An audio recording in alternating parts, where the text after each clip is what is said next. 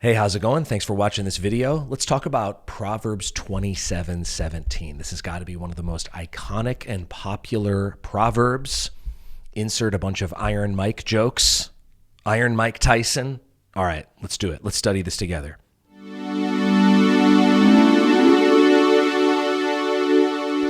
So Proverbs 27:17 says, "As iron sharpens iron, so one man sharpens another." I love this proverb. It's absolutely incredible. Let's study it together really quickly. We'd love it if you would subscribe, share, like, all that jazz if you want to, if the content's meaningful to you.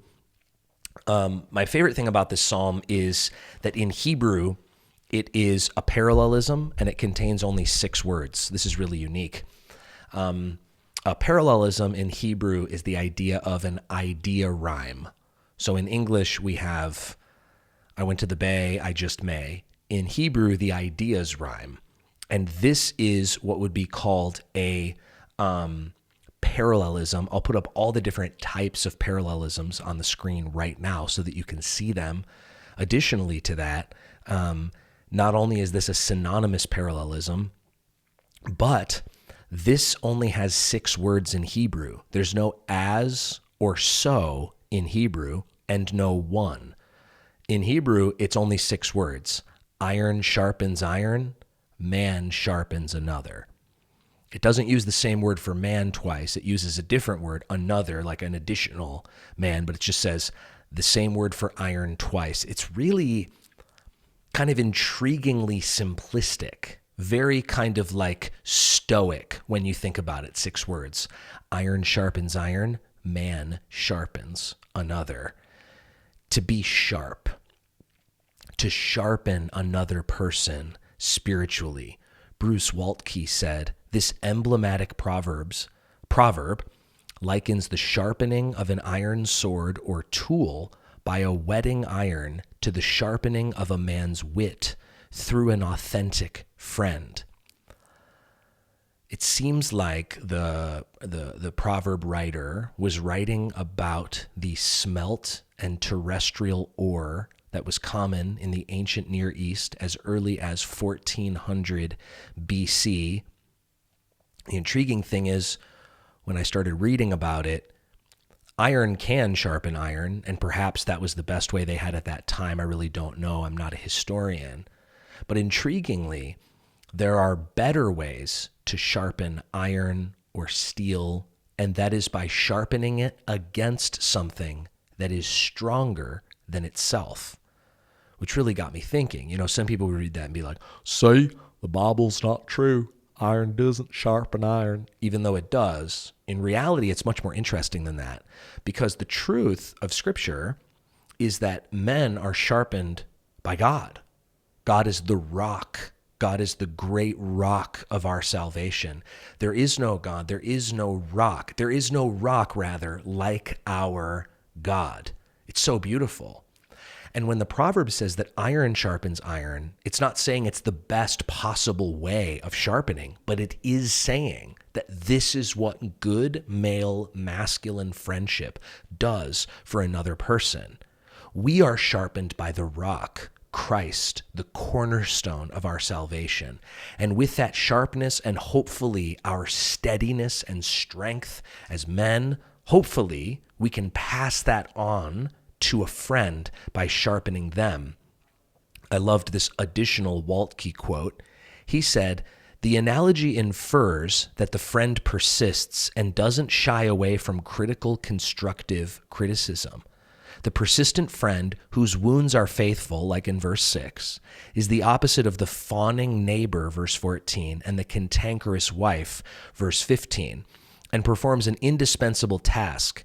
As a result of his having a hard friend, a true one, a man develops the capacity to succeed in his tasks as an effective tool, and in the end, he will thank his friend for being hard as flint." I love that quote. I really love how he brought out the other pieces there from that chapter, because you see what he's saying there. He's saying not only is this the goal of true masculine friendship, he's saying in addition to that, the persistent friend who gives you faithful wounds, this is like that. The fawning neighbor, this is not like that. The cantankerous wife, this is not like that. We're getting a different thing. Now let's make sure we have the context. Let's take a step back. Context is important. We don't want to commit eisegesis. Eisegesis is just looking at a verse and not looking at the context. It creates in people often an inability to see the text for what it really is. So we don't want to do that. We don't want to exegete by eisegeting. We want to look at the full context, right? So we've already looked at the context of chapter 27. Let's just take a step back and look at the whole book of Proverbs to make sure that we're seeing this in context. Proverbs is a collection of wisdom. It is an anthology of wisdom. Chapters 1 through 9 are about wisdom as an anthropomorphist person and about folly as the woman. Proverbs 10, chapters 10 through 29 are a collection anthology of Proverbs. That's typically what we would think of when we think of Proverbs. And chapters 30 and 31 are the climax of Proverbs. You see in Proverbs that folly is described as a woman in chapters 1 through 9, and the climax of Proverbs in chapter 31 is the ultimate woman, the ultimate act of wisdom by a man. And so here we are seeing a specific nugget, pearl, choose your term, of wisdom, that iron sharpens iron, man sharpens another. Here's 3 practical things for you to take from this miniature study today. I hope this has blessed you. Here's 3 practical things. Number 1, I've been saying this the whole time. True masculinity sharpens the spirituality of friends. That's the truth, and it is brilliant. And yes, we are sharpened by Christ, but we also sharpen each other.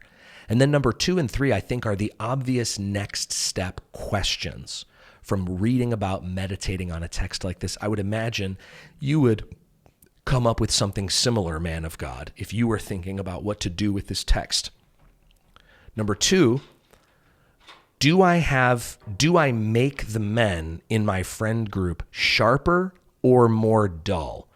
That would be the second practical point from this text. Do I make the men in my friend group sharper or more dull? What happens when I interact with people? And then the third one, have I chosen iron-like friends to sharpen me?